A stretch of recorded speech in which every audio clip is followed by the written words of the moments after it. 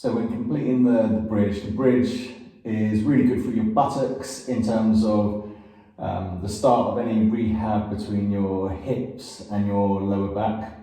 But it's also actually a good way to start just overall strength improvement in the torso and developing that relationship between the thoracic, lumbar and the sacroiliac joint. So the bridge is kind of a go-to exercise, and you'll see in a lot of programs for that reason, because it's quite an easy one and takes no equipment. There's a couple of key ways that it's taught. One is to tuck your tailbone under, so that means really in this position flattening your spine and then pushing up through the bridge position. So I'm really squeezing and engaging my buttocks.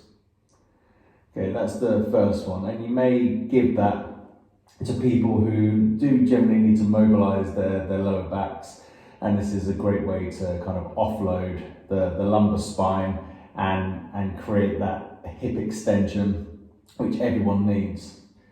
The issues with that is that not everyone needs that, but it's kind of it's taught kind of willy-nilly in terms of everyone does need that. But that's the first one.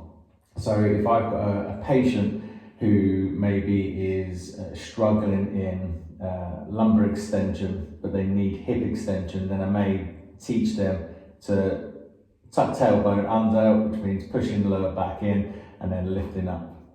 But generally, how it should be taught is that natural curve of the lumbar spine should be stabilized, and we can do that a couple of different ways. So in this position, I'm going to draw my belly button in. I'm going to squeeze my pelvic floor like I'm busting to go to the toilet. So I'm going to lock that down, and then I'm going to push through the whole of my feet, not just my heels. And I'm going to push up and control back down. Control back down just to the point where your buttocks touch, and then up again.